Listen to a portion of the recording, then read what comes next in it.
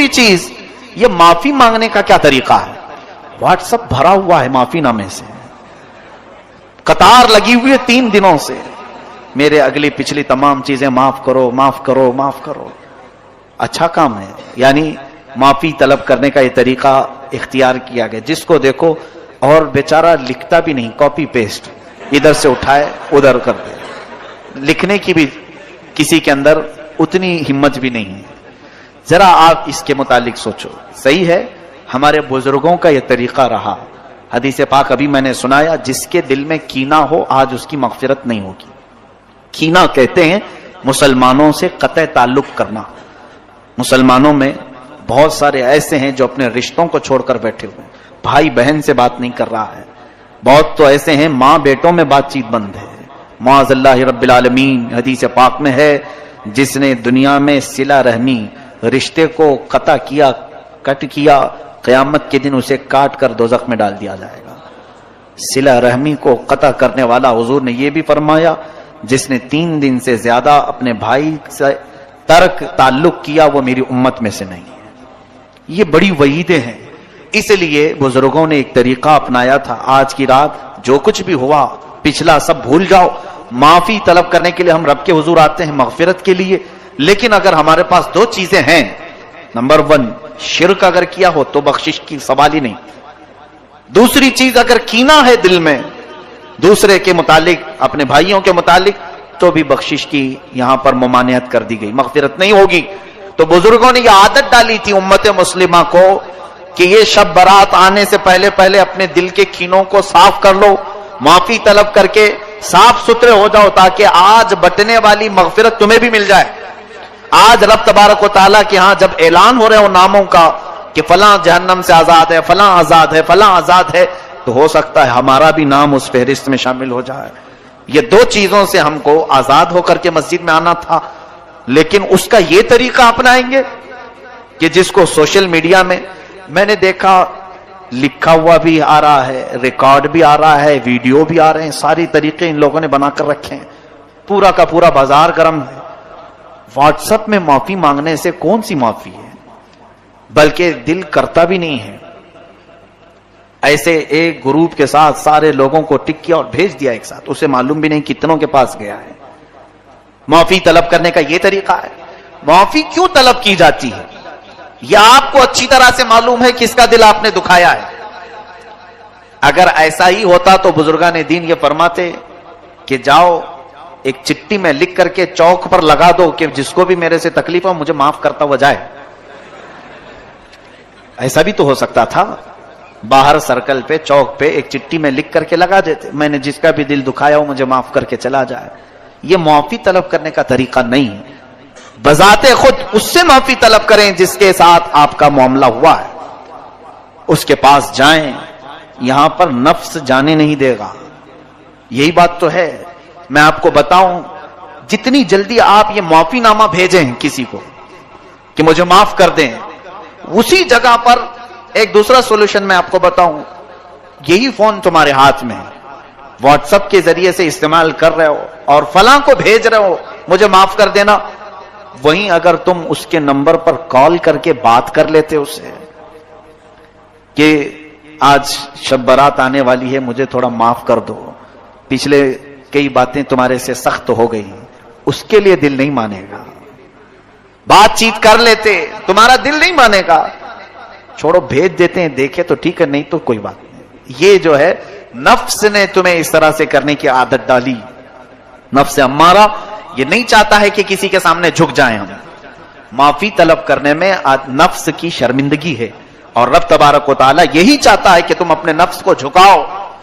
اپنے نفس کو جب تک تم نہیں جھکاؤ گے تو معافی کی کوئی امید ہی نہیں۔ یاد رکھنا قیامت کے دن یہی حقوق العباد تمہیں جہنم میں لے کے چلے جائیں گے۔ اس کا حق مارا، اس کو ستایا، اس کو پریشان کیا، اگر یہ قیامت کے دن سب کھڑے ہو گئے تو پھر ان سب کو تمہیں نیکیاں بانٹنی پڑیں گی جو جو نیکیاں کیے تھے، اور اگر نیکیاں کچھ ہے نہیں تو ان کے گناہ اٹھا کر تمہارے اوپر ڈالے جائیں گے۔ یہ حقوق العباد میں یہی ہوگا قیامت کے دن۔ اس لیے اگر معافی مانگنے کا شوق ہے، بلکہ مانگنا چاہیے بھی، اس طرح سے نہیں، جاؤ ملاقات کرو۔ اگر ملاقات کرنا پاسبل نہیں، ممکن نہیں، تو فون پہ بات کر سکتے ہیں آپ، ان سے فون پہ بات کریں اور معاملات طے کریں کہ آپ دل سے مجھے معاف کریں اور مجھ سے جو ہو سکا میں آپ کو معاف کرتا ہوں. یہ تمام چیزیں اچھی چیزوں میں سے ہیں, آپ اس کی عادت ڈالیں. یہ سب برے رواج ہیں واٹس ایپ میں, ابھی پتہ نہیں کیا کیا گھومے گا, بہت سارے, بلکہ اس زمانے کی سب سے بڑی بلا ہے یہ بلا ہے. گھروں میں ایسی گھسی ہوئی ہے, لوگ دور دور بلاؤں کو دور کرنے کی دعائیں کر رہے ہیں اور سب کے ہاتھ میں بلا ہے. اس کا استعمال بڑے غلط انداز میں, کیونکہ اللہ تعالیٰ قرآن میں فرماتا ہے ان الذین یحبون ان تشیع الفاحشۃ فی الذین آمنوا لہم عذاب علیم فی الدنیا والآخرہ. بے شک وہ لوگ جو ایمان والوں میں بری خبریں پھیلاتے ہیں, دنیا اور آخرت میں اللہ ان کے لیے دردناک عذاب رکھا ہے. تو یہ پھیلانے والا سب سے بڑا کام سوشل میڈیا کر رہا ہے. ٹھیک ہے, اچھی باتیں پھیلائیں, لیکن آتھینٹک ہوں, پروف والی ہوں, پھیلائیں. نشر و اشاعت میں ثواب ہے, لیکن اس طرح کی بغیر پروف والی چیزیں, یا کہیں سے کسی کا آ گیا اور اس نے دھمکی دے کر کے آپ کو میسج کیا, اگر نہیں آگے بڑھاؤ گے تو 7 لوگ مر جائیں گے, 9 لوگ مر جائیں گے, آپ ڈر گئے.